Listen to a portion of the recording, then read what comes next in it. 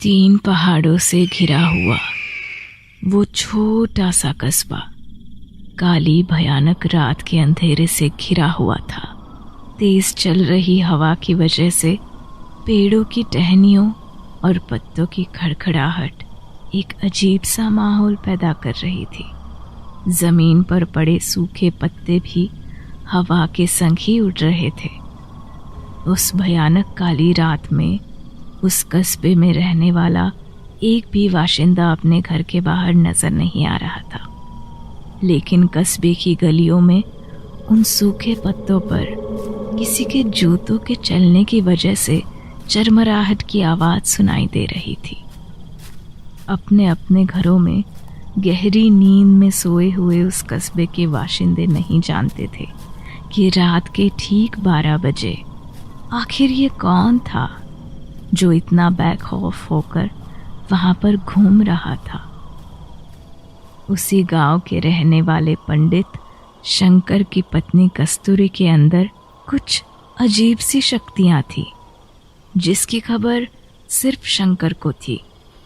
पूरा गांव कस्तूरी के बारे में बातें किया करता था कि वो काला जादू करती है। उस रात ठीक 12 बजे कस्तूरी अपनी खिड़की से झांक कर बाहर घूम रहे उस शख्स को देख रही थी। लगता है कल गांव में किसी की मौत होने वाली है। ये जब भी आता है किसी ना किसी को लेकर जाता है। मुझे पता करना होगा कि इस बार ये किस मासूम की जान लेने आया है। क्या हुआ कस्तूरी, बाहर क्या देख रही हो? बाहर तो कोई नहीं है।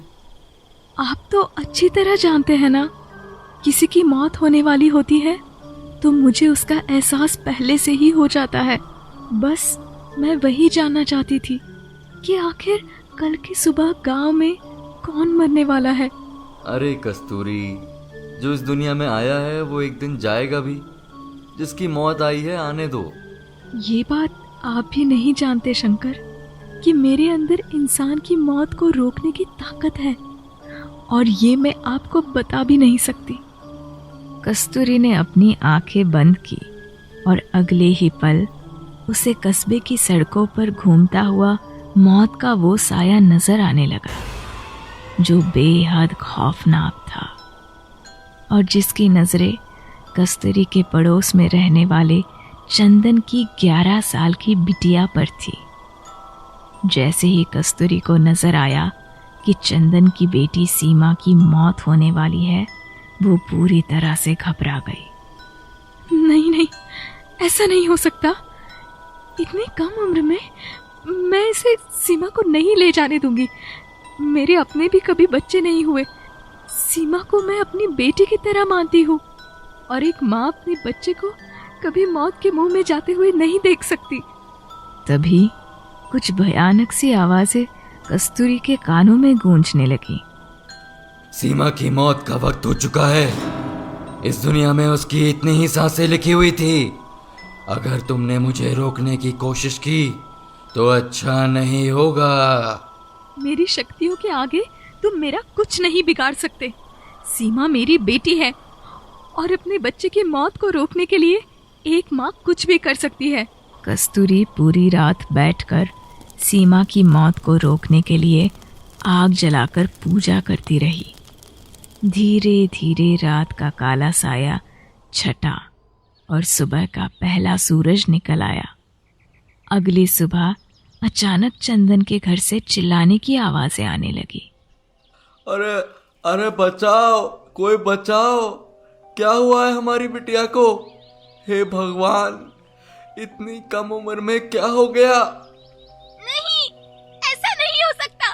मेरी बेटी के साथ ये नहीं हो सकता। आवाज सुनकर कस्तूरी समझ गई कि सीमा पर कोई ना कोई मुसीबत आई है। अगले ही पल वो अपने घर से निकलकर दौड़ती हुई चंदन के घर पहुंची। क्या हुआ? क्या हुआ सीमा को? देखो ना कस्तूरी, कब से जगाने की कोशिश कर रही हूँ पर आंखें ही नहीं खोल रही। नहीं, उसे कुछ नहीं हो सकता। वो ऐसे मर नहीं सकती। मेरी बेटी के लिए मरने की बात तुमने बोली कैसे? अरे बेहोश हो गई होगी। तुम तो सीधा उसकी मौत पर उतर आई। मेरा कहने का वो मतलब नहीं था। बात को समझने की कोशिश करो। मैं सीमा को कुछ नहीं होने दूंगी। मुझे तो लगता है इसके ही काले जादू का असर है। काला जादू करने वाली डायन है ये। इसने हमारी बच्ची पर कुछ किया होगा। आप ऐसा कैसे कह सकती है? मैं सीमा को अपनी बेटी की तरह समझती हूँ। खुद तो बे औलाद है, हमारी बच्ची को भी खा गई। कस्तूरी चलो यहाँ से। ये लोग तुम्हें गलत समझते हैं। इन्हें लगता है कि तुम काला जादू करके लोगों को खा जाती हो।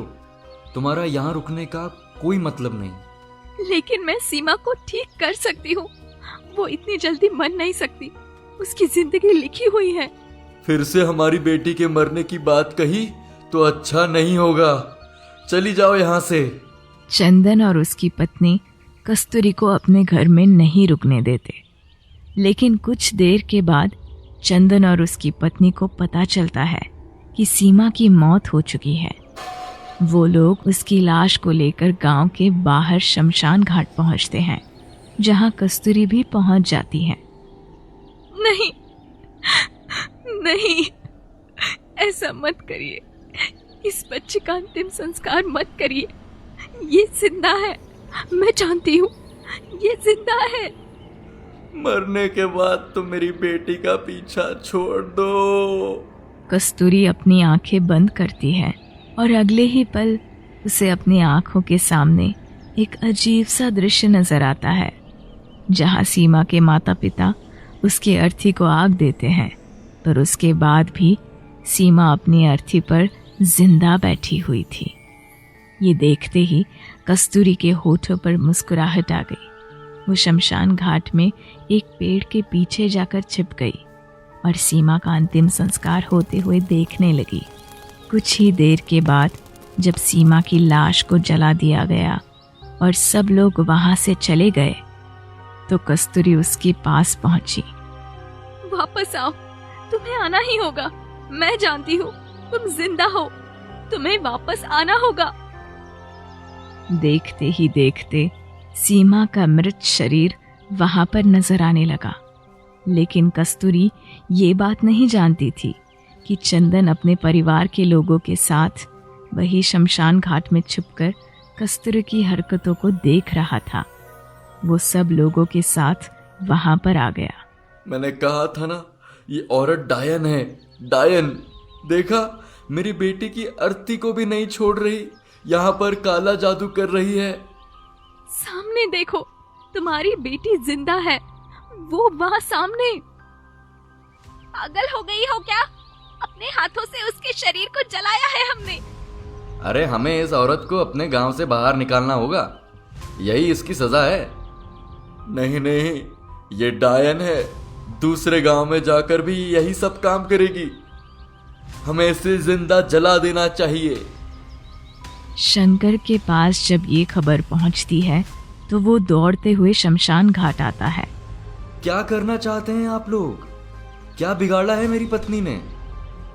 गांव के लोग शंकर को रस्सियों से बांध देते हैं और देखते ही देखते कस्तूरी को वहीं जिंदा जला देते हैं।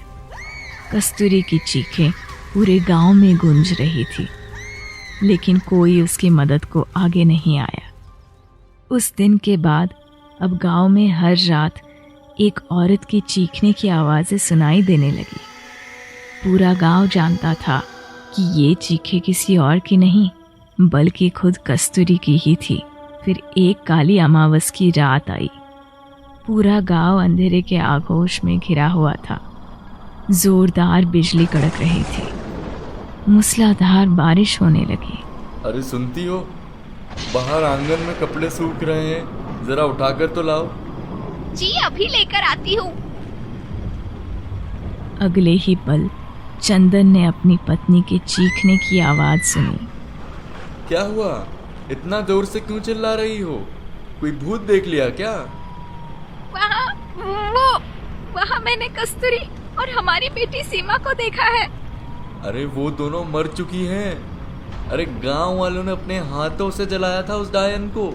वो वहाँ सामने खड़ी है। चंदन ध्यान से देखो। तभी अचानक एक बार और बिजली कड़की और चंदन ने देखा कि वाकई में कस्तूरी और सीमा उनकी आंखों के सामने खड़ी थी। सीमा बेटा, तुम यहाँ, तुम जिंदा हो? हाँ पापा, कस्तूरी चाची ने मुझे मरने ही नहीं दिया। उन्हें मेरी मौत की खबर पहले ही पता चल गई थी और इसलिए उन्होंने मुझे बचा लिया। लेकिन हमने तो खुद अपने हाथों से तुम्हारी लाश को जलाया था। नहीं पापा, जिस रात कस्तूरी चाची को पता चला कि मेरी मौत होने वाली है, उस रात उन्होंने मुझे कहीं छुपा दिया था और मेरी जगह उस मौत के काले साए को एक झूठा आभास करवाया। आप लोगों को भी वही आभास हुआ। कस्तूरी चाची अपनी शक्तियों को किसी के सामने नहीं लाना चाहती थी और इसलिए उन्होंने आप सबके सामने मुझे जिंदा करने का नाटक किया। इसका मतलब तुम कभी मरी ही नहीं थी? नहीं, मैं कभी नहीं मरी थी। मैं हमेशा से जिंदा थी, लेकिन वो मौत का साया हमारे घर के इर्द गिर्द मंडरा रहा था। लेकिन कस्तूरी, तुम जिंदा कैसे हो गई? मैं जिंदा नहीं हूँ। उस रात उन आग की लपेटों ने मेरे शरीर को जलाकर राख कर दिया, लेकिन मेरी आत्मा सीमा की रक्षा कर रही थी। आज मैं तुम्हें तुम्हारी बेटी वापस सौंपने आई हूँ। हमसे बड़ी गलती हो गई कस्तूरी। मेरे ही कहने पर गांव वालों ने तुम्हें डायन कहा। कोई बात नहीं, अपनी बेटी की जान बचाकर मैं बहुत खुश हूँ। मैं हमेशा इस गांव की रक्षा करूँगी। मेरी चीखें हर रात इस गांव में इसी तरह गूंजेगी, जो उस मौत के साए को इस गांव से दूर रखेगी। अब इस गांव में किसी की भी अकाल मौत नहीं होगी।